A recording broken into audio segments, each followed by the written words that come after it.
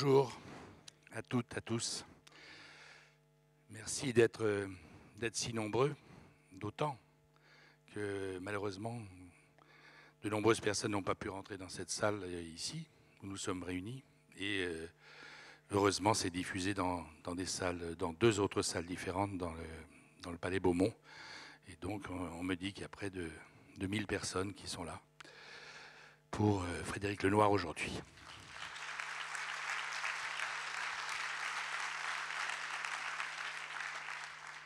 C'est déjà, si j'ose dire, un bonheur en soi. C'est pas une surprise. C'est pas une surprise. Parce que la recherche du bonheur, la recherche du sens de la vie, la recherche d'une vie bonne, la recherche de la vérité, avec soi-même et avec les autres, c'est au cœur de la vie de tout le monde, des journées et des nuits de tout le monde, certaines nuits. C'est ça qui fait l'essentiel de notre vie, et de notre vie personnelle et collective. Donc finalement, voilà, c'est le cœur de ce qui nous arrive. Et c'est le cœur des choses avec lesquelles on vit et que peut-être on a envie de changer. Il faut essayer, comme on peut, d'avancer dans cette direction. Voilà. Je voulais dire juste un mot sur notre pays, la France, qui est un pays, je vous l'annonce officiellement ce matin, est un pays absolument formidable. Pourquoi ? Pourquoi ? Il y a une poignée d'hommes, il y a 20-25 ans, en France, ça n'existe dans aucun autre pays d'Europe, qui sont des philosophes, pas des vendeurs de brocantes, des philosophes, pas des vendeurs de bonheur. Ce sont des gens qui ont travaillé, qui ont une expérience personnelle et qui ont réussi dans ce pays en France à travailler, à rendre la philosophie accessible à tous, qui ont fait un effort formidable pour que la philosophie sorte des universités, ne soit pas réservée à quelques-uns, et ont écrit des livres, et ont fait un effort pour que tout le monde puisse accéder à ce qu'on vient de parler tout à l'heure, ce dont on vient de parler. Voilà, je voulais dire qu'un pays qui est capable, parce qu'on vend plus d'1 million d'exemplaires de problèmes philosophiques en France chaque année, plus que quasiment la totalité des autres pays européens, c'est quelque chose de formidable pour notre pays. Et quand on parle de la France et des crises qu'elle traverse et des problèmes qui sont les siens, il ne faut pas oublier que dans ce pays, il y a quand même, plus que dans toute l'Europe, des gens qui se posent des problèmes essentiels. Et un jour, on se réveillera. On sortira de cette histoire de pessimisme, etc. Parce qu'il n'y a pas plus costaud et fort que, précisément, s'intéresser à ce qu'est une vie. Et le jour où on avance dans cette direction, on va mieux. Voilà, c'est ça que je voulais dire, il ne faut pas l'oublier.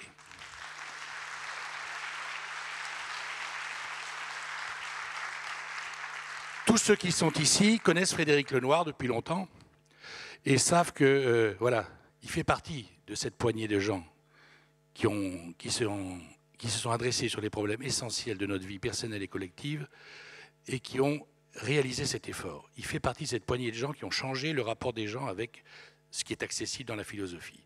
Et c'est un garçon qui passe toutes ses journées à travailler et à faire ce travail sur soi. Ce n'est pas un gars qui vous promet le bonheur dans les 24 heures, comme on voit dans certaines revues, comment être heureux en 15 jours, comment être heureux avec 150 €. Ce n'est pas son problème. Donc vous le savez mieux que personne. Et on va vraiment rentrer dans le cœur de ce sujet avec Frédéric Lenoir, qui nous allons accueillir tout de suite. Merci.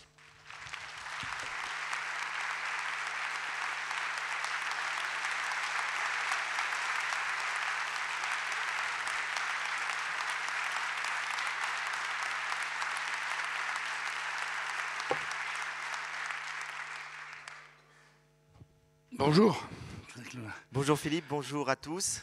Eh ben, merci d'être venus si nombreux. Je suis vraiment très touché de cet accueil. Et puis je trouve que, d'après ce que je sais, l'ensemble de ces journées, de cette manifestation est une grande réussite. Et je m'en réjouis beaucoup qu'on puisse avoir comme ça dans des villes de France des débats de haute qualité avec des intervenants extrêmement divers, un public nombreux, fervent. Je trouve que c'est très encourageant pour, comme vous le disiez très justement, ce débat d'idées dont on a fortement besoin et qu'on aime en France. On aime le débat d'idées et je m'en réjouis profondément. Alors, tout le monde connaît vos livres, bien sûr. Il faut quand même rappeler que le livre sur le bonheur, c'est 260 000 exemplaires, quelque chose comme ça. 250, 200. Voilà, je veux dire, c'est quelque chose qui est... Et on dit qu'un exemplaire, c'est lu par au moins 3-4 personnes, c'est-à-dire sur ce simple livre, plus d'1 million de personnes sont entrées avec ce sujet. Et en plus, vous aimez donc rencontrer des gens comme ça, physiquement, j'allais dire, maintenant, et puis dans la séance de rencontre que vous aurez avec eux pendant 1 heure, 1 heure et demie, 2 heures, ensuite à la fin de cette discussion. Oui, je dirais déjà qu'au-delà de moi, je suis un symptôme. C'est-à-dire que le succès de mes livres sur la vie intérieure, sur la sagesse, sur le bonheur, s'inscrivent dans le succès de bien d'autres ouvrages, ceux d'Alexandre Jolien, ceux d'André Comte-Sponville, ceux de Luc Ferry, ceux de Christophe André, c'est-à-dire des auteurs qui essayent de remettre sur la place publique les grandes questions philosophiques de la vie bonne, de la sagesse, de la vie heureuse, avec des fois des divergences fortes. On n'est pas tous d'accord les uns avec les autres, mais en tout cas, la philosophie est revenue dans la rue. Et ça, je trouve, c'est quelque chose de formidable. C'est comme du temps d'Athènes. Il y avait des philosophes dans la rue, ils étaient dans l'agora, ils discutaient avec les gens, ils discutaient entre eux. Et c'est ce qui est en train de se passer avec tout ce phénomène, à la fois des cafés philo, des rencontres partout. Il y a énormément d'associations culturelles qui se sont créées partout en France pour débattre. Et effectivement, ces ouvrages, le succès de ces ouvrages sont le symptôme de cet intérêt majeur de plus en plus de gens qui se posent la question, mais au fond, comment vivre bien ? Qu'est-ce qu'une vie réussie ? Et ça me paraît fondamental. Vous savez, Einstein disait un être humain qui ne se pose jamais la question du sens de sa vie n'est pas pleinement humain. Et je partage totalement cette conviction. C'est ce qui nous distingue des bêtes. Pourtant, Dieu sait que j'aime les animaux, hein, vous le savez ici. J'ai fortement milité pour la cause animale, pour qu'on change son statut, qu'il devienne un être sensible, etc. Mais je ne pense pas que l'animal s'interroge sur le sens de sa vie. Il est un être d'affectivité, d'instinct, de désir, merveilleux, avec qui on peut avoir des liens formidables. Mais en même temps, je crois que le propre de l'humain, c'est de pouvoir s'interroger sur qu'est-ce que je fais sur Terre ? Est-ce que cette vie a un sens ? Est-ce que je peux faire quelque chose de bien, de meilleur, que ce que simplement mes désirs immédiats, mes pulsions immédiates m'incitent à faire ? Et cette réflexion de l'homme qui s'est verticalisée dans ce questionnement l'a amené à se poser des questions qui me semblent tout à fait essentielles. Ça ne veut pas dire qu'on va trouver les réponses, mais je pense que déjà se poser les questions, c'est ce qui nous rend aussi pleinement humains.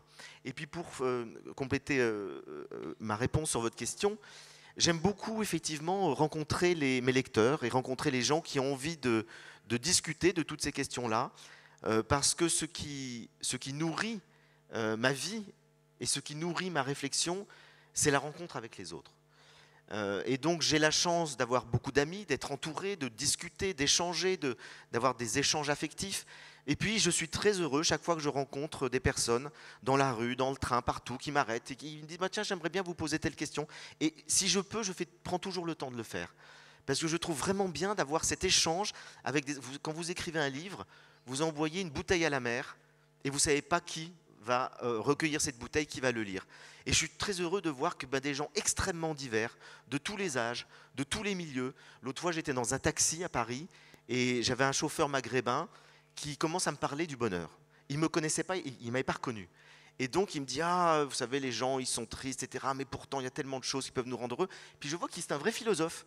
Il commence à me dire un tas de choses. Et puis il me dit d'ailleurs, il y a un ouvrage qu'il faudrait que je me procure. Ça s'appelle « Du bonheur, je ne sais plus quoi » de Frédéric Lenoir. Et il se trouve que je revenais d'une émission de télévision. J'avais l'ouvrage dans ma sacoche. Et à la fin, en partant, je lui dis « Tenez, c'est cet ouvrage que vous cherchez. » Et je lui ai mis une petite dédicace. Voilà des moments merveilleux parce qu'on s'aperçoit que partout, dans tous les milieux sociaux, des personnes s'intéressent, se questionnent et pouvoir les croiser, les rencontrer, ben, voilà, ça fait plaisir, ça permet de continuer ce chemin ensemble dans ce questionnement collectif. Et donc rencontrer mes lecteurs et dans les séances de dédicace, je prends toujours un peu de temps pour essayer de savoir qui sont les personnes qui viennent. Et puis j'entends des critiques, j'entends des objections. Ça me permet aussi de nourrir ma réflexion.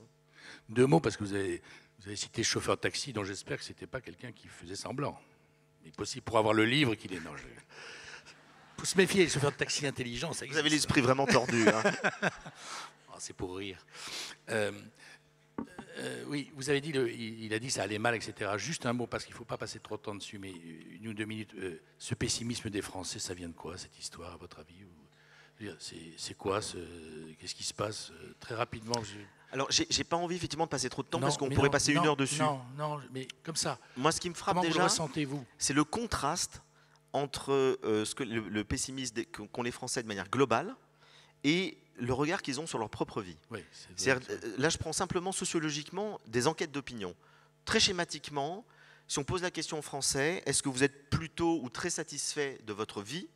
70% répondent oui. Je suis plutôt ou très satisfait de ma vie. Si on leur pose la question, qu'est-ce que vous pensez de la société française? 80% disent tout va mal. Donc il y a un décalage incroyable entre la perception individuelle, où ça va plutôt bien, même si pour des gens c'est difficile, mais pour les 2 tiers ça va plutôt bien, et puis on a l'impression que globalement tout va mal. Et là je pense que ce décalage est lié aussi à une perception médiatique. C'est-à-dire que les médias quand même favorisent énormément l'information anxiogène, où on voit toujours, il suffit de regarder la une des news, hein, c'est toujours tous pourris, tout va mal, etc. Donc on accentue tous les problèmes négatifs qui existent, mais il y a un tas de choses qui vont bien, il y a un tas de gens qui vont bien, et il se passe plein d'initiatives extraordinaires en France qu'on ne met pas assez en avant. Et c'est pour ça que je suis heureux, d'ailleurs je le signale, d'avoir collaboré le mois dernier à un livre d'entretien mené par Olivier Lenaire, un journaliste de l'Express, ouais, qui justement a voulu faire un livre positif. Il y a Rabi, il y a vous. Il a interviewé 10 personnalités qui proposent des solutions et qui montrent qu'il existe en France des voies d'espérance. C'est le titre du livre, des voies d'espérance. Et donc j'ai été interviewé avec Pierre Rabhi, avec Françoise Héritier, avec Nicolas Hulot et plein d'autres, qui chacun à leur niveau essayons de montrer qu'il y a des entreprises innovantes, formidables, qu'il y a de l'innovation technologique en France et qu'on est pionnier dans plein de domaines, qu'il y a une économie sociale et solidaire qui est en train de se développer et qui est quasiment unique en Europe. Il se passe plein de choses positives. Et donc si on regarde ça, on se rend compte qu'on peut vraiment espérer pour la France. Mais ça, c'est pas du tout mis en avant dans les médias. Donc il y a ce premier aspect. Puis le deuxième aspect, je dirais en un mot, je pense que le français est râleur. Et moi aussi. Donc ça fait partie de notre tempérament collectif. Voilà. Le français est râleur, l'américain est optimiste, l'allemand est organisé. On pourrait dire qu'il y a des tendances lourdes dans les inconscients collectifs des peuples. Et on fait partie, on a hérité, nous, dans le tirage au sort, peuple râleur. Et donc, effectivement, on voit toujours le verre à moitié vide. Alors, ce qui est étrange, Frédéric Lenoir, c'est qu'au début de votre livre, vous dites « j'ai hésité très très longtemps, des années, avant d'écrire ce livre ». Alors on peut se demander pourquoi. D'ailleurs, c'est curieux parce que nous-mêmes, on avait hésité ici à Pau à ouvrir cette manifestation sur le thème du bonheur, en se disant est-ce que c'est bien logique, est-ce que c'est bien à propos, alors que en plus du râlement, il y a quand même des gens qui vont assez mal dans ce pays par millions. Et donc on s'est dit est-ce que c'est bien raisonnable de parler du bonheur. Et ça m'a fait un curieux effet que de lire que vous avez hésité très très longtemps avant d'écrire un livre sur le bonheur. Absolument. Moi, c'est une question qui m'intéresse depuis l'âge de 13-14 ans, puisque j'ai découvert par chance la philosophie grecque grâce à mon père qui avait une passion pour la philosophie. Et donc j'ai eu cette chance-là, qui me mettent entre les mains le banquet de Platon, puis après j'ai lu Épicure, les stoïciens, Aristote. Et donc je me suis passionné pour les écoles de sagesse grecque qui parlent du bonheur. Donc c'est une question qui m'intéresse fortement, à la fois à titre personnel, puisque j'étais, pour le dire très honnêtement, j'étais pas très heureux enfant. Et adolescent, j'avais des problématiques affectives, des formes familiales, qui fait que j'étais pas très heureux. Et donc j'avais une sensibilité tourmentée. Donc la question du bonheur m'intéressait. Je me disais, mais est-ce qu'on peut progresser? Est-ce que j'y aurais droit? Est-ce que voilà, comment être plus heureux? Donc cette question m'intéressait. Et donc elle m'intéressait, mais en même temps, bien évidemment, il m'a fallu beaucoup de temps pour arriver après à me transformer. C'est-à-dire que j'ai fait tout un travail long par des thérapies, par de la réflexion, par de la méditation, pour devenir de plus en plus serein, heureux.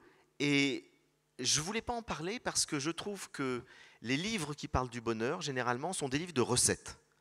Or, il n'y a pas de recette du bonheur. Et je l'ai expérimenté parce qu'il m'a fallu plus de 20 ans pour véritablement, par un long travail sur moi, acquérir une sérénité profonde. Plutôt que je préfère parler de sérénité que de bonheur. On pourrait parler de plein de mots, mais pour changer un peu les mots de temps en temps et se décaler un peu et pas se focaliser sur le mot bonheur, j'utiliserai de temps en temps d'autres mots.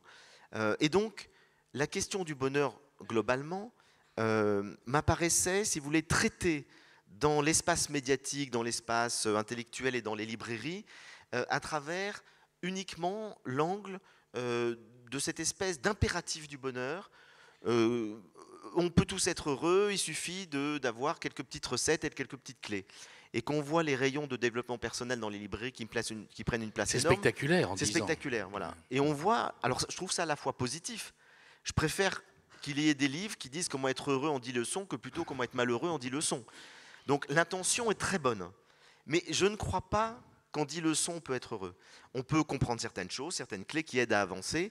Et en même temps, je pense que la question du bonheur mérite une réflexion, parce que c'est un concept très subtil, très complexe, mérite une réflexion beaucoup plus élaborée. Donc j'avais pas envie de me mêler à cette littérature. Et puis la deuxième raison, c'est qu'on parle toute la journée du bonheur, finalement, dans la publicité, dans cette société marchande, où il y a une espèce d'injonction à un bonheur factice, c'est-à-dire un bonheur lié uniquement aux choses extérieures.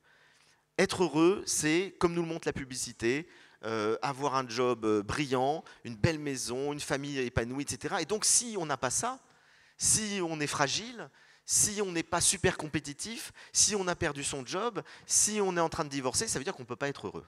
Et donc, l'image du bonheur qui est montrée est un bonheur extrêmement lié à des représentations extérieures.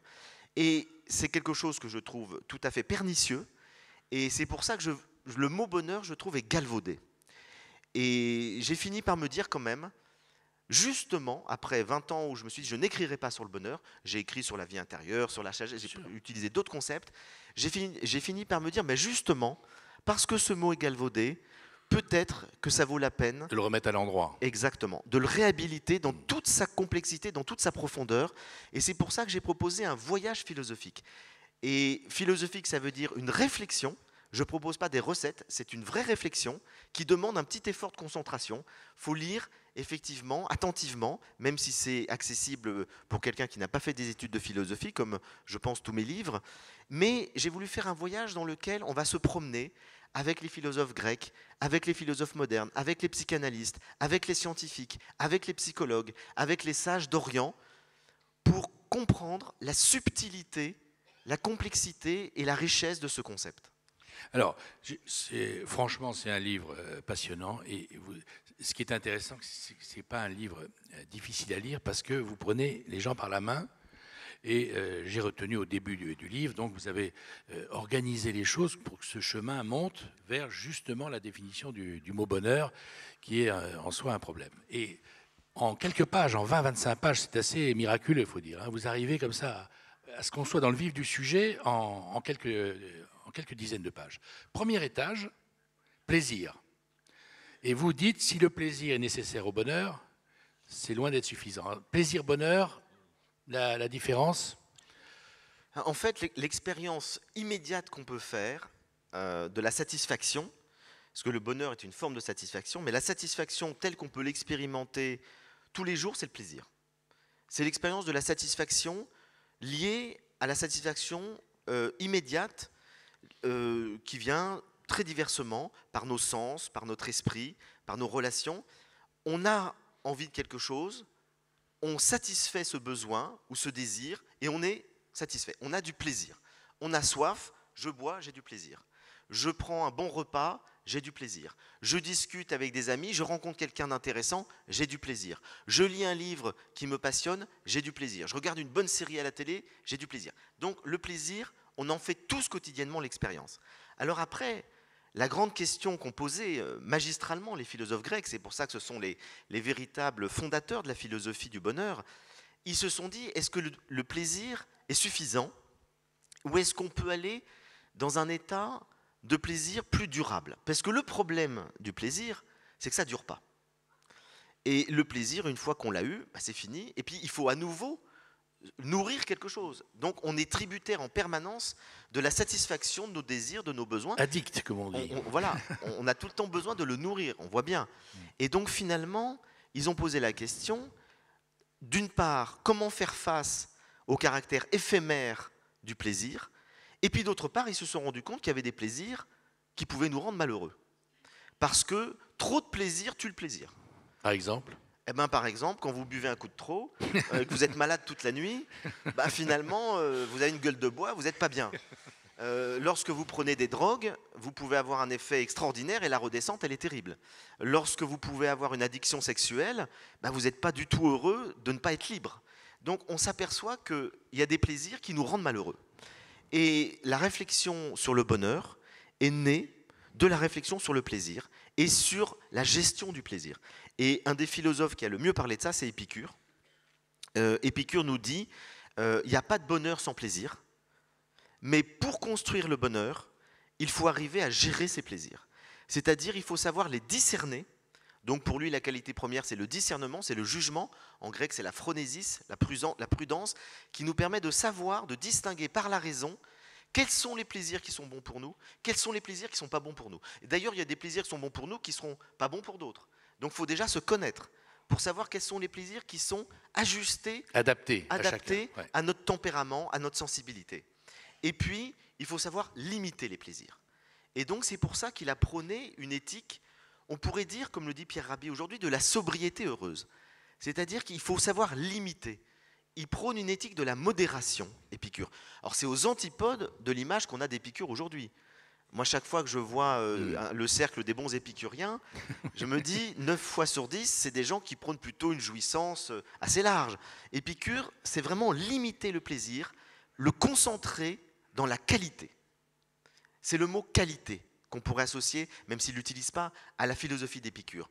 Mieux vaut la qualité que la quantité. Bien choisir ses plaisirs pour qu'ils soient qualitatifs et savoir s'arrêter, savoir dire stop. Donc il prenait une vie modérée, sobre, pas trop de biens, parce que si on a trop de biens, on est tout le temps soucieux de perdre ses biens, suffisamment quand même pour avoir un peu de confort, d'avoir quelques amis, pas trop d'amis. Je pense qu'il n'aurait pas aimé Facebook. Parce qu'effectivement, avoir 3000 amis qu'on rencontre jamais, c'est pas très épicurien. Ce qui est épicurien, c'est d'avoir quelques amis qu'on rencontre régulièrement. Oui, c'est vrai. Parce que trop d'amis, ça veut dire pas d'amis. Ah, exactement. Donc finalement, Épicure prône la modération, la qualité. Et il a une merveilleuse éthique du bonheur qui va avec peu de choses. Et il nous dit on peut être très heureux avec peu de choses si ces choses sont de qualité, si ces personnes sont de qualité et sont ajustées à notre sensibilité profonde. Donc le vrai discernement, c'est qui je suis, qu'est-ce qui me convient et comment trouver un mode de vie, une activité, des relations qui sont justes pour moi et comment savoir après, par des choix de vie, m'engager dans ces relations, m'engager dans cette activité. Deuxième étage de votre chemin vers le haut bonheur. Le plaisir, c'est bien, mais s'il n'y a pas de sens, c'est insuffisant. C'est refuser l'accession au bonheur, c'est la rendre impossible. Il faut plaisir plus signification. Oui. Alors c'est vrai que la question du sens n'est pas directement présente chez quelqu'un comme Épicure. Non. Elle est plus présente chez Aristote, un autre philosophe, même si elle n'est pas dite comme ça. Mais Aristote nous dit qu'on a besoin d'une finalité dans la vie. C'est-à-dire qu'on a besoin de donner du sens à notre vie. Et on va retrouver ça chez des psychologues contemporains comme Viktor Frankl. Vous savez qu'il y a un grand débat entre Freud et Frankl, qui sont deux grands psychanalystes du XXe siècle. Freud pense que la question du sens n'existe pas. Il n'y a que la question du plaisir qu'il faut savoir gérer, donc il serait assez proche d'Épicure, alors que Frankl nous dit le plaisir, même un plaisir bien ajusté, n'est pas suffisant. Il faut avoir un sens à sa vie, il faut se donner un sens, il faut poursuivre quelque chose qui nous donne un moteur, qui nous donne un engagement. Et le sens de sa vie, ça peut être de se marier, de fonder une famille. Le sens de sa vie, ça peut être d'avoir une activité professionnelle qui nous passionne, dans laquelle on se consacre. Le sens de sa vie, ça peut être d'être engagé auprès des autres dans une association humanitaire. Peu importe. Mais il dit, l'être humain, pour s'épanouir, a besoin de sens. Et c'est aussi pour lui le propre de l'humain. Ce qui rejoint un peu la question d'Einstein dont je posais tout à l'heure. Il a besoin de sens, quel que soit d'ailleurs ce sens. Et là-dessus, je crois que les deux ont raison. Freud a raison lorsqu'il dit que le plaisir est essentiel, à la suite d'Épicure, et en même temps, Frankl et Aristote ont raison quand ils disent que l'être humain a besoin de sens. Et Aristote nous dit que les deux sens ultimes qu'on peut donner à sa vie, c'est l'amitié et la contemplation. Il dit ce sont les deux grandes expériences humaines qui peuvent véritablement motiver toute notre existence. Et il entend par l'amitié aussi bien l'amour d'ailleurs, puisque le mot philia, ça voudrait dire amour d'amitié. Lorsqu'il parle des époux, il dit ce sont des amis qui se sont choisis pour un projet commun, qui est de fonder une famille, de vivre ensemble. Et ça, pour lui, c'est de l'amitié. Il ne sépare pas l'amitié comme nous on le fait en disant d'un côté il y a l'amour, on se marie ou on vit ensemble, etc. D'un autre côté il y a l'amitié. Non, il dit pas du tout. C'est la même expérience. Et s'il n'y a pas d'amitié entre les époux, on n'est que dans l'éros, que dans la passion. Et comme nous dit notre ami Bec Bédé, ça dure 3 ans. Donc finalement, ce qui dure 3 ans, c'est pas l'amour, c'est la passion qui dure 3 ans. L'amour, quand on aime quelqu'un, on l'aime pour la vie. Et finalement, même si on se sépare un jour, moi je suis resté extrêmement ami avec des personnes avec qui j'ai partagé des moments de vie. Et parce qu'on s'est aimé vraiment, on est toujours amis. Je ne comprends jamais les couples qui, après 10 ans de vie commune, se détestent ou ne se parlent plus. Ça veut dire peut-être qu'il n'y a pas quelque chose qui a été assez loin dans l'amitié. Donc l'amitié, c'est vraiment quelque chose qui finalise notre vie. Montaigne l'a merveilleusement aussi explicité. Donc vraiment, je crois qu'Aristote a tout à fait raison. Et puis la vie contemplative. Ce qui peut donner un sens à sa vie, c'est vraiment de contempler Dieu si on est croyant, le monde, l'univers, d'être émerveillé par la beauté du monde, d'avoir une relation avec l'absolu. Ça peut finaliser une vie et on voit qu'il y a des gens qui consacrent leur vie à ça. Donc je crois que donner un sens à sa vie, quel que soit le sens et qui peut évoluer au cours de la vie, ça donne un moteur, une force très grande dans l'existence. Et c'est quand même quelque chose de plus que simplement la sélection des plaisirs.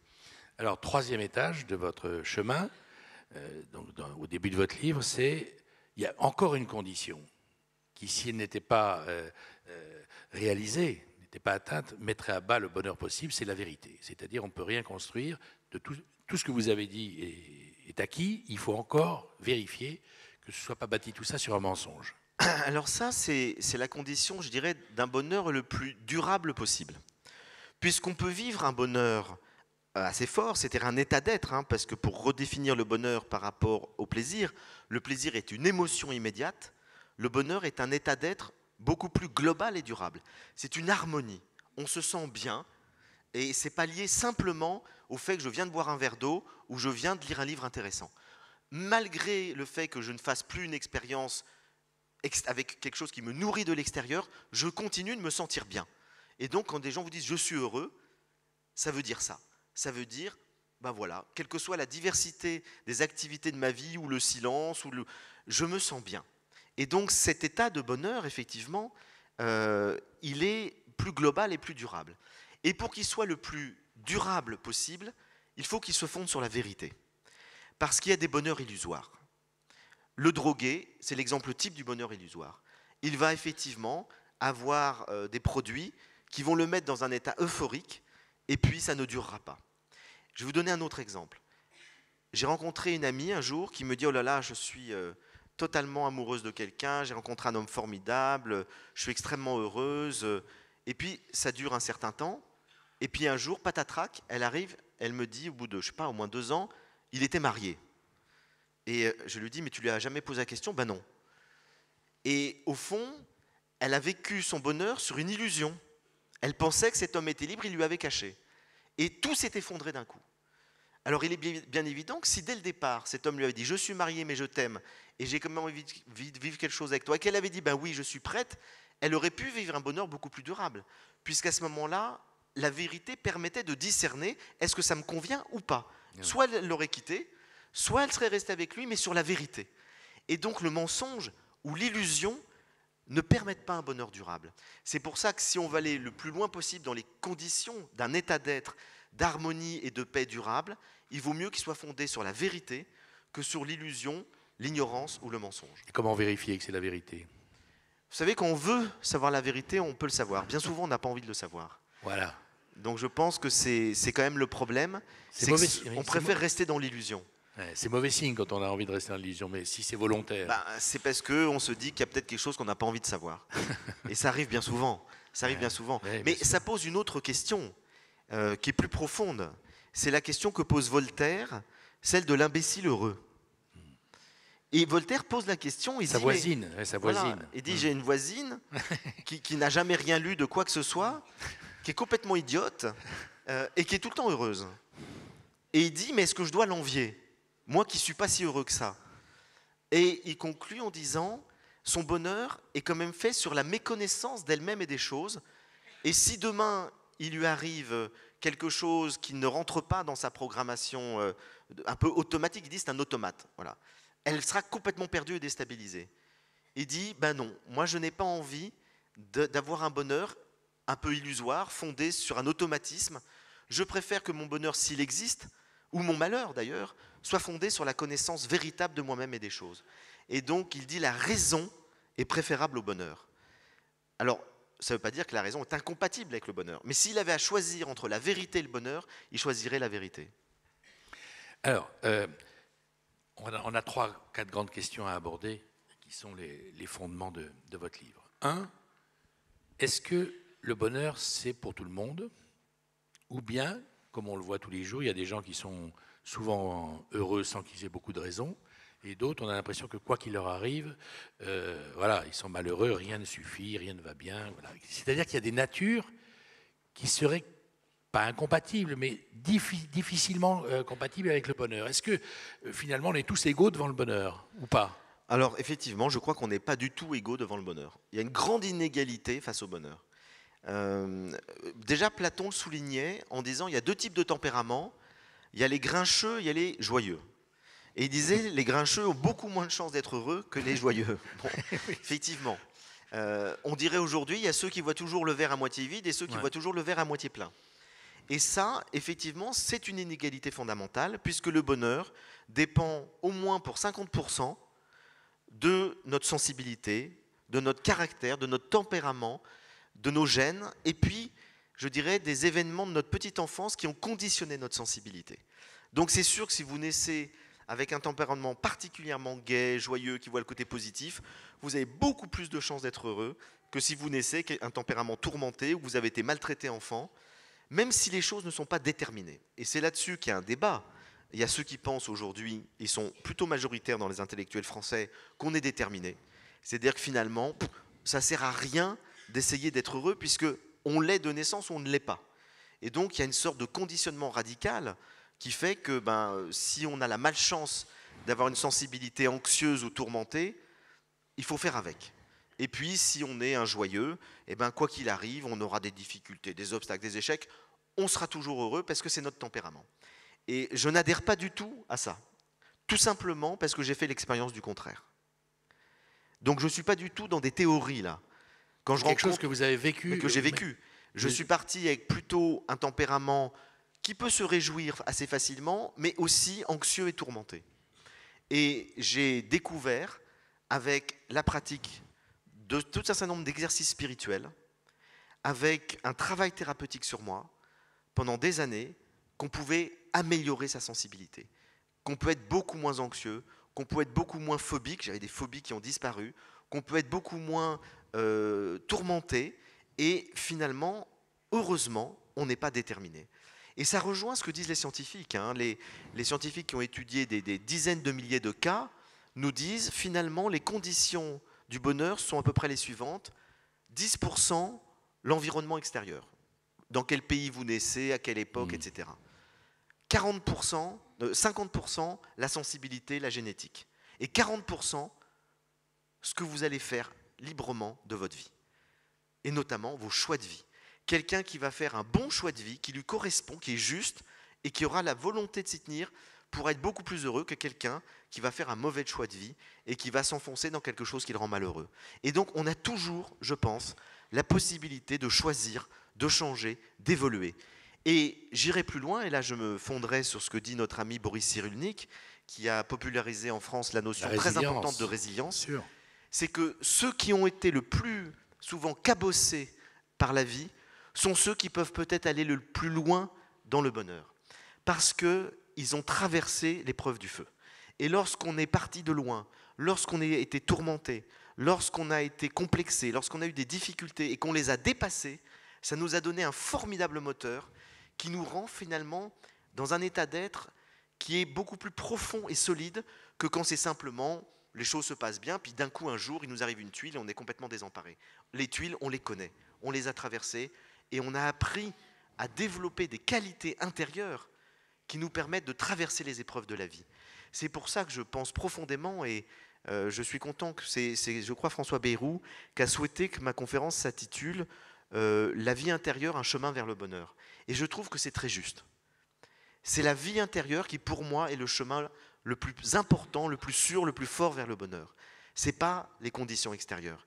Parce que c'est le travail sur soi, c'est la connaissance de soi, c'est la capacité de se connaître et d'arriver à gérer ses émotions, à les transformer, à faire une alchimie des émotions. Lorsque je sens de la tristesse ou de la colère, prendre de la distance, les accepter, mais aussi les travailler pour les transformer en quelque chose de positif, au lieu de les laisser dans quelque chose qui me perturbe et qui perturbe mon entourage. Et on peut tous faire ça. Et donc je pense que le chemin intérieur, c'est la clé de tout. On est inégaux devant le bonheur, Frédéric Lenoir, mais est-ce qu'on est égaux dans le travail que vous décrivez? Alors, parce que ça aussi, ça compterait beaucoup. Bien sûr. Alors, on est plus ou moins égaux dans ce travail-là. Je dirais qu'on l'est beaucoup plus parce que tout le monde peut faire un travail sur soi. Maintenant, bien évidemment, il y a des conditions matérielles qui favorisent davantage ça. Il est plus facile, quand vous devez travailler 8 heures par jour pour gagner le SMIG, et puis que vous avez des enfants, et que vous avez des transports, des machins, vous n'avez pas beaucoup de temps pour méditer ou pour aller faire une thérapie, vous n'avez peut-être même pas l'argent de vous payer une thérapie. Donc évidemment, il y a des conditions matérielles difficiles qui rendent difficile ce travail. Donc là, il y a eu aussi une inégalité. Mais pour tous ceux qui peuvent le faire et qui ont la chance de pouvoir consacrer un peu de temps quotidiennement pour s'observer, pour travailler sur eux, pour faire un chemin à un moment donné aidé par quelqu'un, eh bien pour tout cela, je pense qu'effectivement, et ça concerne quand même heureusement la majorité des gens, c'est une possibilité de grandir, d'évoluer, de se transformer. Et d'ailleurs, ça a été tout à fait observé. Hein. Encore une fois, je ne dis pas, non seulement je l'ai vécu, mais ce n'est pas du tout une utopie. Les études dont je vous parlais tout à l'heure ont observé à quel point des choix de vie, des engagements, un travail sur soi a une vraie efficacité pour améliorer sa sensibilité. C'est-à-dire qu'en fait, on peut faire évoluer, on ne changera pas le fond de son caractère. Si je suis colérique, je serai toujours colérique. Sauf que si j'ai fait un travail sur moi, la colère, j'arriverai à la maîtriser et à en faire quelque chose de positif. Et donc c'est ça la différence. C'est qu'on aura toujours le même tempérament, mais on ne sera plus conditionné ou plus déterminé par son tempérament. On aura acquis une liberté qui nous permettra de gérer nos émotions et ne pas être mû par elles. On va apprendre à maîtriser ses pensées. Vous savez que les pensées nous conditionnent de manière extrêmement forte. Si je pense toute la journée « je vaux rien, je suis nul », on est sûr de tout rater. Si on commence à se dire « tiens, j'ai découvert la force des pensées et qu'il faut que j'essaye d'avoir des pensées beaucoup plus positives, constructives », votre vie va changer. Donc, voilà des attentions, voilà des exercices du quotidien qu'on peut tous faire, il y en a beaucoup, qui peuvent progressivement nous amener à avoir un regard différent sur nous-mêmes, sur les autres, sur la vie. Et c'est ça qui progressivement peut créer un état d'équilibre, un état d'harmonie, un état de paix intérieure que j'appelle le bonheur.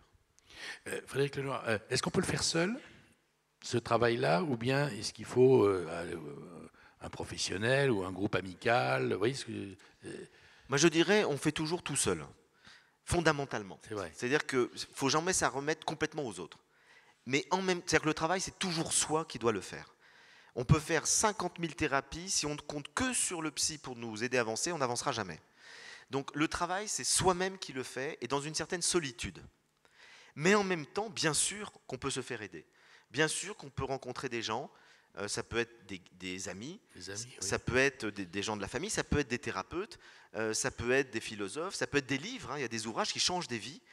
Ça peut être aussi une vie spirituelle. Je connais des croyants qui ont une vie de prière, et cette vie de prière, parce qu'elle est vivante, parce qu'elle est vraie, parce qu'elle est enracinée dans une relation avec l'absolu, avec le Christ, peu importe, les nourrit, les aide à grandir. Et c'est aussi une forme d'altérité. Donc je pense que l'altérité est de toute façon nécessaire, mais ne nous empêche pas que le travail, ce sera quand même nous qui devrons le faire. Est-ce que... alors, c'est une chose dont on n'a pas encore parlé. Après les 3 étages que vous avez définis, il y a aussi les autres. Hein. Le bonheur, c'est peut-être pas seulement individuel, c'est collectif. C'est une chose... voilà, qu'on peut partager, qu'on peut recevoir. L'autre compte beaucoup dans le bonheur personnel de quelqu'un, évidemment. Vous savez, l'ONU a fait une enquête mondiale sur une centaine de pays où on a posé la question à des gens qui vivent dans des conditions de vie totalement différentes. C'est-à-dire aussi bien au Ghana qu'au Mexique, qu'aux États-Unis, qu'au Danemark. Et on leur a posé la même question. Quels sont pour vous les 3 piliers du bonheur? C'est-à-dire, qu'est-ce qui fait que votre vie est heureuse?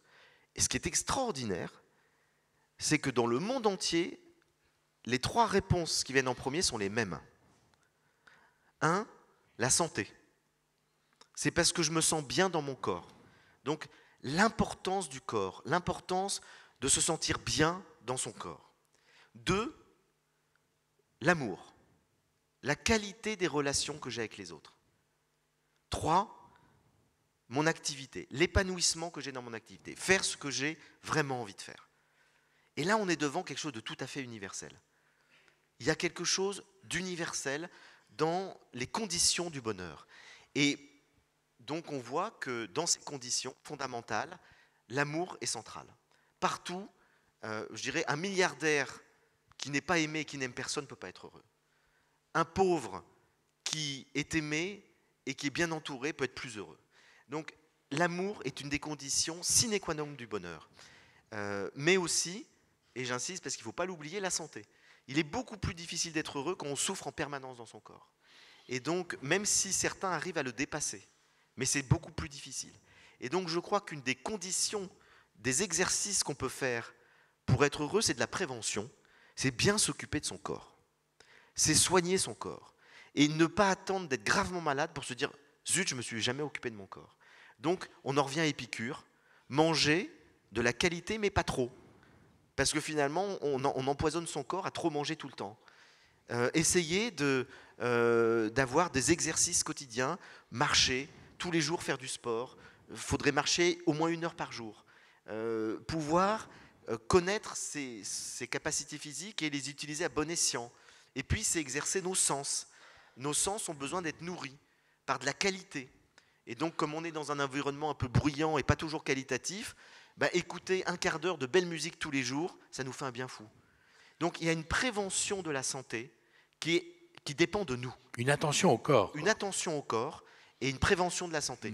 Et c'est pour ça que je crois que les conditions du bonheur, le corps y participe de manière déterminante. Et puis l'amour, et puis l'activité, c'est-à-dire trouver ce pourquoi je suis fait. Qu'est-ce qui me convient? Et si j'ai la chance que ça devienne mon métier, c'est formidable. Si ce n'est pas mon métier, que je puisse, à côté de mon métier, exercer une activité qui me passionne. Faire du rugby, faire la cuisine, enfin, il y a plein de choses qui nous passionnent. On a besoin d'avoir une activité nourrissante par rapport à notre sensibilité profonde. Donc là, je crois qu'on a, par le bon sens populaire, voilà, on a des clés fondamentales qui fait que, effectivement, l'être humain a besoin de cet équilibre pour pouvoir trouver une harmonie, un épanouissement. Alors, autre question fondamentale, donc on a juste esquissé au début, en rappelant les hésitations qui avaient été les nôtres lorsque le bonheur a été affiché comme sujet de ces rencontres sur les idées. Grande question, Frédéric Lenoir. Est-ce qu'on peut être vraiment heureux dans un monde malheureux? C'est-à-dire, c'est vrai qu'il n'y a pas simplement les médias, il y a tout ce qu'on sait de la manière dont vivent les gens, la pauvreté partout, la maladie, des indignations devant ce qui se passe. Est-ce qu'on peut tranquillement aller vers le bonheur lorsque tout ça existe à côté? Des avis très différents sur ce sujet. Et je vous cite exactement. Je réponds sans hésiter oui. Vous dites 150 fois, mais ça pourrait être 100 fois, 200 fois oui. C'est-à-dire que vous êtes absolument certain que cette question ne doit pas entraver notre recherche personnelle de bonheur, ne doit pas être contradictoire. C'est bien ça? Effectivement, c'est une question très importante, très débattue, comme vous le dites. Là-dessus, une grande majorité de philosophes, comme mon ami Luc Ferry, pensent que c'est impensable d'être heureux dans un monde où il y a du malheur. Moi, je ne pense pas comme lui. Parce que l'expérience m'a montré que le bonheur a quelque chose de contagieux. Et que quand dans un milieu, dans un groupe humain, vous avez des gens heureux et des gens malheureux, les gens heureux font monter le niveau de bonheur. Lorsque vous avez quelqu'un d'enthousiaste, quelqu'un de positif, quelqu'un qui essaye d'arranger les choses, qui a une espèce d'énergie, vous savez, le bonheur c'est énergétique. Ça se ressent. C'est pas simplement dire aux gens « soyez heureux », ça sert à rien. Si vous dites « soyez heureux », on est encore plus malheureux si on n'arrive pas à l'être. Donc, mais quand énergétiquement vous êtes heureux, quand vous aimez la vie, quand il y a quelque chose en vous de joyeux, d'empathique, vous faites monter les autres, vous faites grandir les autres. Et c'est pour ça que je pense que c'est absurde de penser que parce qu'il y a des gens malheureux autour de nous, on doit être malheureux comme eux. Alors évidemment, on peut l'être par empathie. On peut ressentir tellement le malheur de l'autre que du coup ça nous rend malheureux, bien entendu. Mais je crois que l'un n'empêche pas l'autre. On peut, et c'est mon expérience, je suis parfois entouré de gens proches malheureux, et ben j'essaye d'être à la fois dans l'empathie, dans la compassion, je ressens leur tristesse et je suis triste de leur tristesse, et en même temps il y a quelque chose en moi qui n'est pas atteint.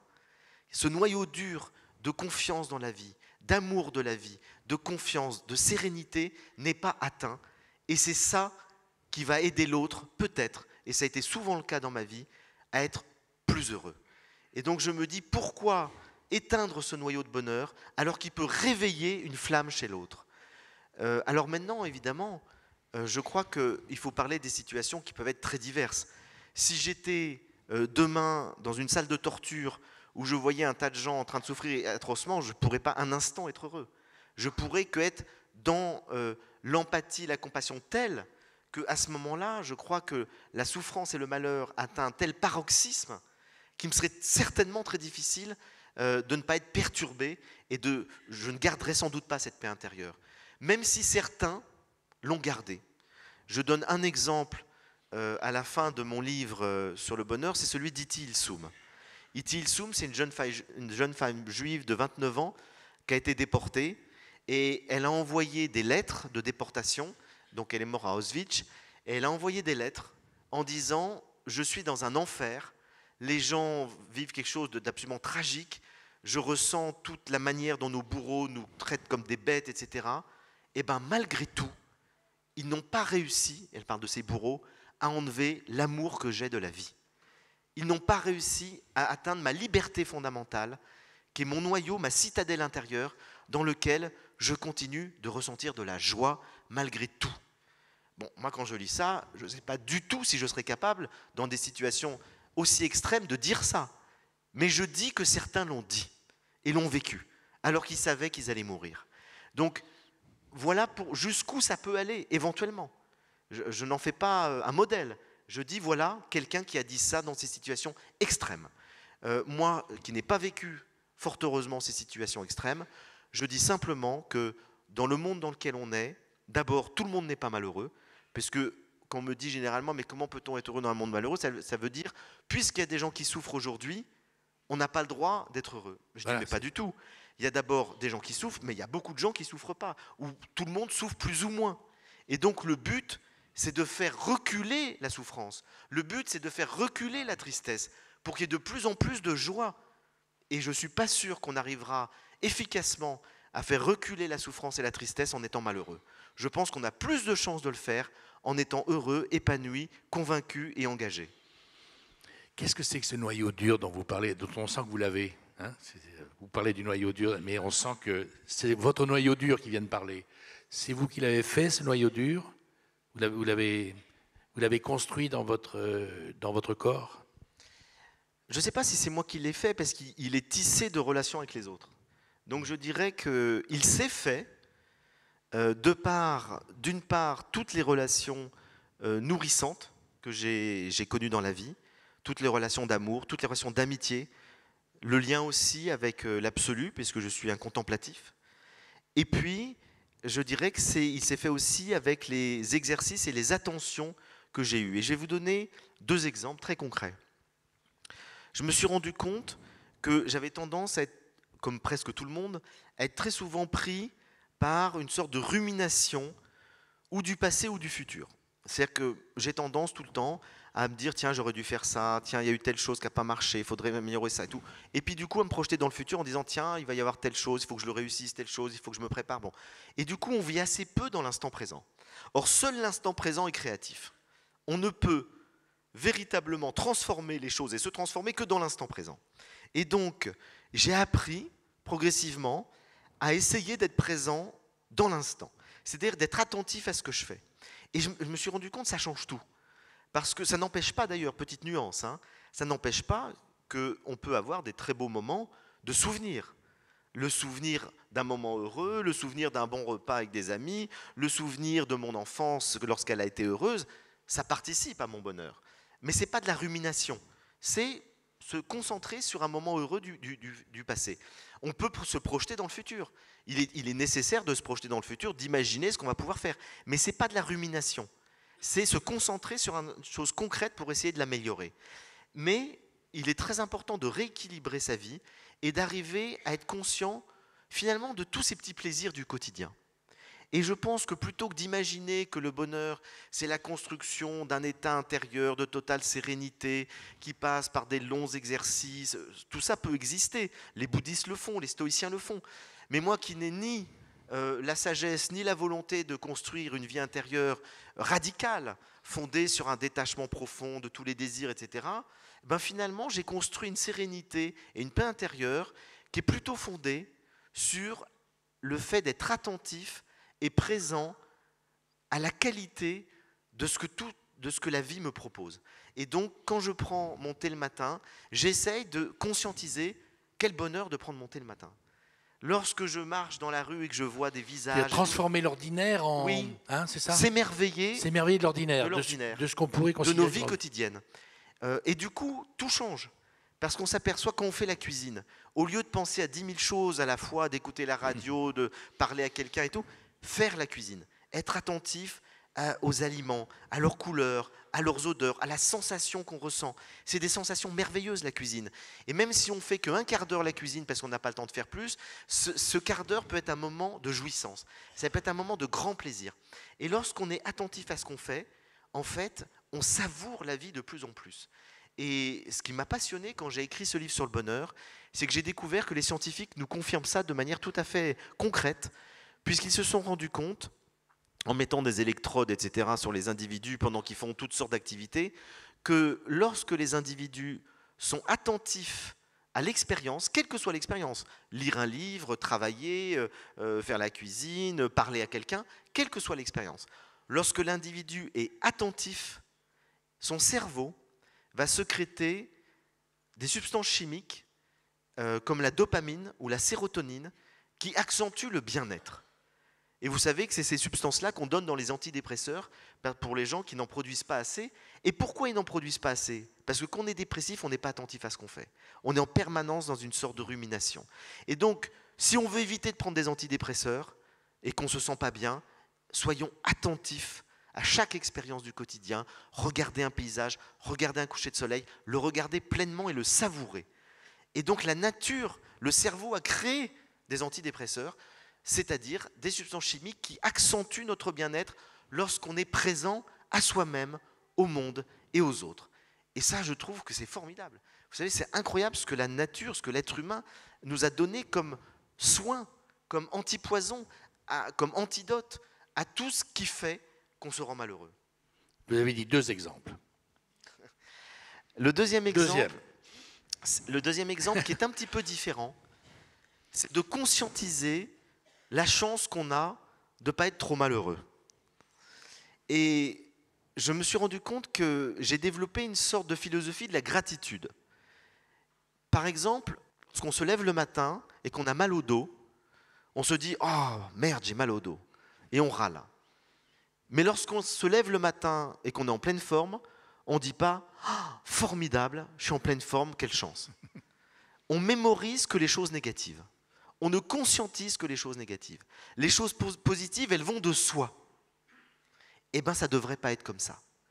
Et ce qui peut changer une vie, c'est de remercier la vie pour toutes les choses qui vont bien. Et ça nous met dans un état de joie permanente.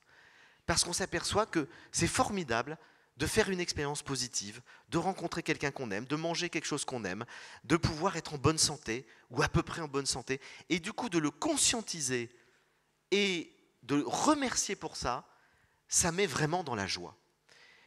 Et d'ailleurs, c'est aussi quelque chose que la science peut expliquer. Pourquoi est-ce qu'on voit toujours le négatif ?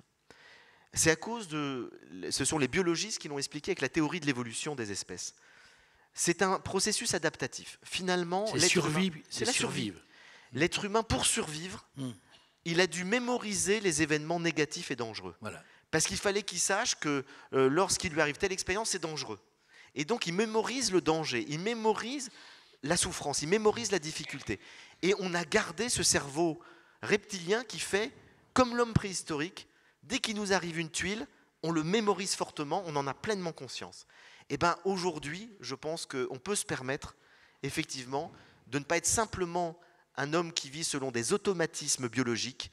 On peut se permettre d'avoir cette conscience, par la pensée, par l'attention, de tout ce qui va bien. Et le fait d'avoir la conscience de tout ce qui va bien, ce qui nous fait faire un effort, c'est vraiment un choix philosophique. C'est une conversion philosophique. De dire, je vais être attentif et remercier pour tout ce qui va bien. Ça peut vraiment changer notre vie et la rendre beaucoup plus joyeuse. Alors, vous avez introduit le facteur temps. Hein. Je crois que c'est important pour le bonheur. D'abord, c'est important pour les paliers, pour arriver. On sent qu'il faut un peu de temps. Et puis, est-ce que la journée, le fait que le monde est fait de telle façon qu'une journée suit l'autre, qu'il y a une nuit au milieu, est-ce que la journée, c'est le bon moment le matin? Parce que vous parlez de cette affaire de mal au dos ou mal nulle part. Est-ce que le matin, c'est la bonne... quand on se lève, c'est le bon moment pour faire le tour de ce que vient de nous dire Frédéric Lenoir? Je crois qu'il y a des moments clés, c'est certainement le matin et le soir. C'est des moments charnières, puisque le matin, c'est le moment où on se met dans une certaine énergie, et on voit bien que quand on se lève, on dit on s'est levé du mauvais pied. Quand on se lève du mauvais pied, la journée se passe mal. Quand on se lève du bon pied, la journée se passe bien. C'est-à-dire que les premiers instants de conscience de notre journée sont très déterminants pour le reste de la journée. C'est pour ça que dans toutes les traditions spirituelles, on préconise de prier ou de méditer tout de suite dès qu'on se lève. D'avoir dès les premiers instants une conscience positive, une conscience élargie, une conscience où on se relie ou à Dieu, ou au principe supérieur, ou au plus profond de soi, peu importe que les croyances. Mais en tout cas, et d'ailleurs les stoïciens faisaient des exercices spirituels dès le matin. Vous l'avez fait, vous? Moi, j'essaye de le faire. Alors voilà, le problème, il est là. C'est qu'il y a la théorie et la pratique. Oui. Et je suis c'est comme toujours tout ça. le monde. Je suis comme tout le monde, coincé entre la théorie et la pratique. Et donc, quand j'ai des périodes de ma vie où j'arrive à faire ça tous les jours. Il y a des périodes, j'y arrive pas du tout. Et donc, effectivement, quand je recommence à être un peu soucieux, à me dire mais pourquoi je m'énerve, etc., je me dis oulala, toi, ça fait un petit moment que tu n'as pas médité, que tu n'as pas prié le matin, que tu n'as pas pris ce temps. Et dès que je le refais, ça va beaucoup mieux. C'est-à-dire que je me rends compte à quel point ce sont des exercices qui vraiment stabilisent les émotions, stabilisent l'humeur, stabilisent l'esprit. Ça prend pas longtemps, c'est 10 minutes. 10 minutes. 10 minutes, ça permet vraiment de s'ancrer, de s'intérioriser. Et puis le soir, parce que le soir, c'est un moment très important.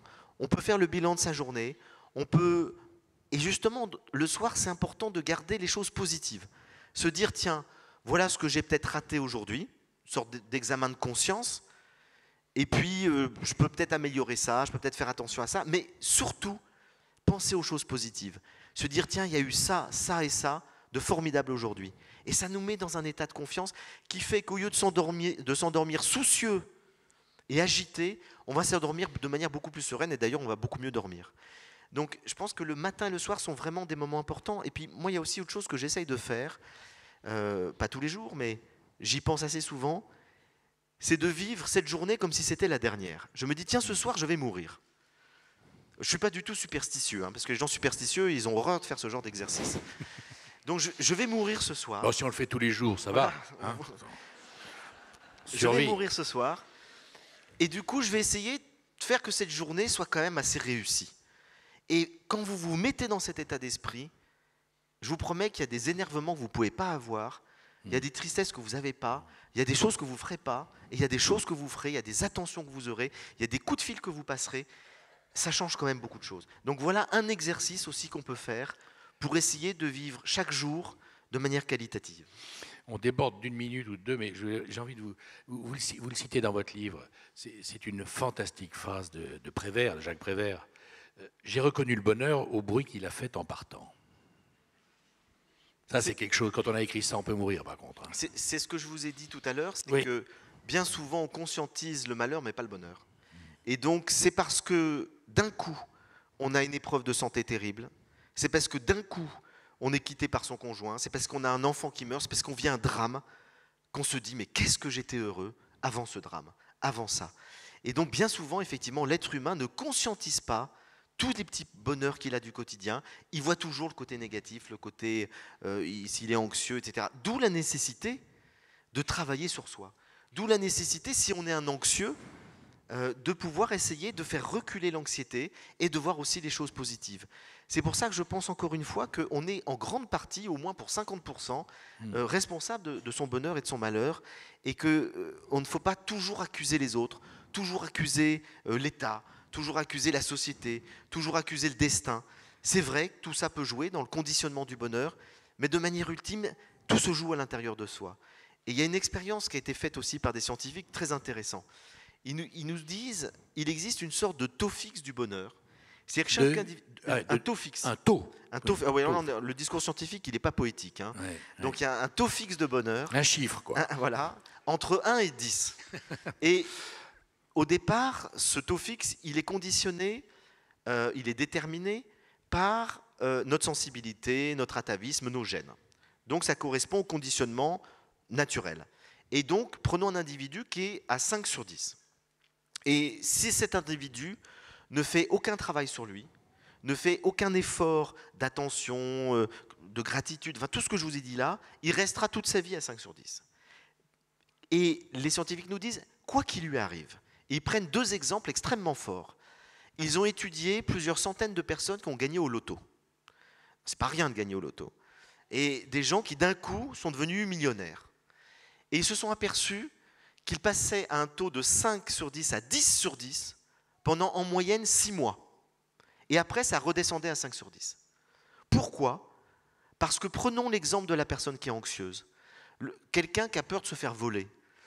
Il a une petite voiture, une petite maison. Il dort mal parce qu'il se dit, la nuit, on va venir cambrioler ma petite maison. C'est le safety financier, quoi. S'il devient millionnaire et qu'il est toujours anxieux, il aura peur de se faire voler ses 10 Rolls, c'est sa grosse maison, et il sera encore plus anxieux. Donc s'il n'a pas travaillé sur l'anxiété, le fait d'avoir gagné au loto ne le rendra pas plus heureux. Donc finalement, c'est vraiment notre vie intérieure qui conditionne essentiellement notre possibilité d'être plus heureux ou d'être moins heureux. Autre exemple, tout à fait dans l'autre sens. Ils ont travaillé sur des centaines de personnes qui ont connu des grands accidents de la route. Donc des personnes qui étaient en bonne santé, qui sont devenues handicapées. Mutilés, etc. Mutilés, qui ne pouvaient plus marcher, etc. Leur taux de bonheur, s'ils étaient à 5 sur 10, il est passé à 1 sur 10, c'est-à-dire au plus bas. En moyenne pendant 2 ans. Et au bout de 2 ans, en moyenne, la plupart des gens retrouvent leur taux de 5 sur 10. Et ceux qui ont fait un travail sur eux, qui ont profité de cette épreuve pour lire des ouvrages, pour être plus attentifs à certaines choses, pour être plus présents à leurs amis, qui ont découvert un nouveau regard sur la vie, ils vont monter.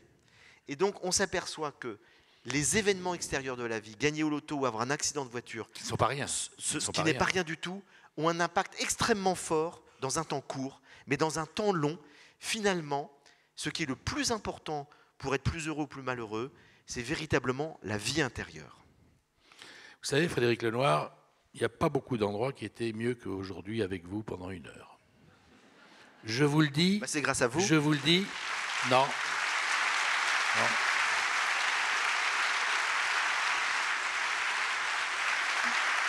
D'ailleurs, je ne suis pas tout seul à le penser.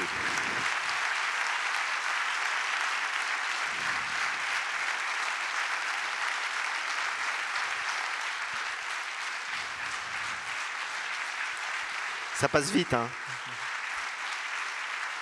Et on comprend beaucoup mieux ce que vous disiez tout à l'heure du noyau dur. Vous voyez ce que je veux dire ? Cette heure-là changeait probablement le regard de beaucoup de gens sur illustrer, incarner des choses qu'on a en tête mais qu'on n'avait pas définies de manière aussi précise et de manière aussi, voilà, avec les étapes qu'il faut pour y parvenir.